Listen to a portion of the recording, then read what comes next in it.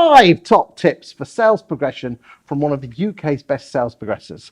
Emma Alben, you are an outsourced sales progressor working with your firm Prime Progression. Talk to me and tell me what the 5 top tips you've got for the boys and girls out there in the estate agency land.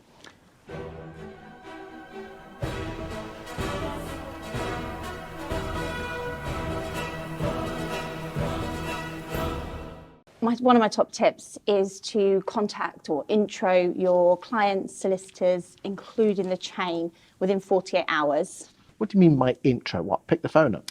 Yeah, I think particularly for outsourcing, you want to, they haven't dealt with you yet.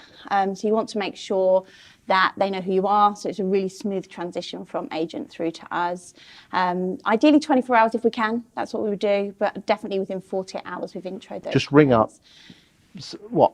Let them know who we are. Solicitors, mortgage people, that's everything? Everything. Because we've never seen this transaction before it's handed over to us. So we just need to make sure that it's all exactly as we expect it to be, that we've got all the correct information. How far would you go down the chain?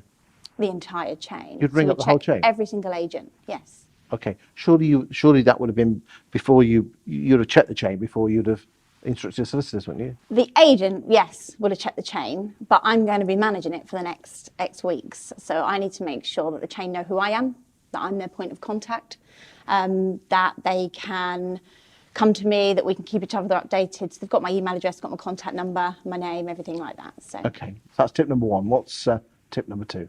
For agents to recommend local conveyancers. Go on. I know that there is a lot of bigger firms out there with, call centre kind of setups and things like that, and perhaps pay great referral fees. But ultimately, it can really slow the transaction if you are not using a solicitor local to the area of the property you're buying in. So even if you're not from the area you're buying in, I would still recommend using a firm that is from that area. Chances are things like Section 106s, 38s, all those things, those local firms will have them on file. And it will save weeks, potentially, of having to go to councils and things like that. For a solicitor that isn't in the area, will also raise pointless inquiries because they're just not familiar with developments. So I would recommend a local firm to where the property is. Number 3? Use a sales progression portal, a system where the clients have access to. This is going to significantly reduce the time that goes into answering dozens and dozens of calls a day, where the clients feel they're not sure what's going on. Giving them a visual with a portal that have access to, which is something that we do, has proven to significantly reduce the time. An ability for buyers and sellers to log on and see where they are. Yeah. Will cut down work, will it? Yeah, it just cuts down the need for us to take several calls in a day or a week from a client or several clients or however many it may be. When we've been using the portal compared to times in sales progression where I haven't had access to such a thing, I've noticed a significant difference. Which portal do you use? We use Mio. Okay. Yeah. Yeah, good portal. Really good, and it is purely sales progression, so it does exactly what we need it to do. And other portals are available. Yes. Yeah. What's number 4? Communicating twice weekly with your clients. Twice? Twice weekly with your clients, yes. Wow. Wow, I think there's agents out there that don't even talk to their buyers once a month. I know. And there are agents that we have come across in chains. When we've called up on a Tuesday, they say, oh no, we do our sales progression on Thursday. Got nothing to tell you. Which I just think you are losing so much valuable time if you are not picking up that file at least twice a week. Sometimes more. If you're on the verge of exchange, you'll be on that every single morning. But ultimately, if you're picking that file up twice a week, there is something you can do. And I'm not talking hound the solicitors twice a week, absolutely not. But there is something in that sale that you can be doing to help him move forward. So we do have a rule of twice a week. And you're not just ringing up saying, I'm just chasing the sale. No, oh my God, no way. I never ever ring a solicitor for an update. Go on. So when I am calling solicitors, and this does come down to the relationship with solicitors as well, is I'm calling them and I'm giving them an update. And then they'll give me information that I need. So I always call with something to tell them. Now, just bearing in mind, solicitors don't have access to the chain. So if I can give them pictures of where we're at with other things, it helps them to manage their time.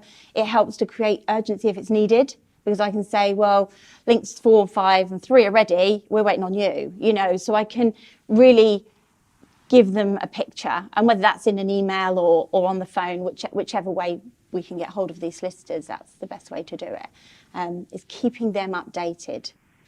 Top tip for you there, boys and girls.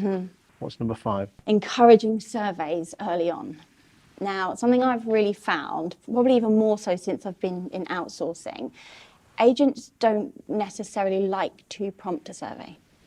And I would say I've noticed it probably more since COVID, but more and more buyers are having surveys, extensive surveys done. Are we talking about not the building society ones, just the Yeah, the home buyers, the structurals, those are happening more and more regularly, which is great. You know, at the end of the day, it is buyer beware. It is completely on them to make sure they're satisfied with everything. So we don't always like to mention having a survey because we don't want to flag problems. I get that. But in every solicitor report, which is presented to the buyer at the very end when you're ready to discuss dates, when you're wanting to get your deposits in and push on, it mentions have a survey. So if you haven't already had that conversation, chances are they're going to put it in right at the 11th hour when you really just need them to get exchanged and completed and move on. So encouraging it early on, and not... You're not begging them to have it, but you are just highlighting and you're asking the questions, do they intend to have one?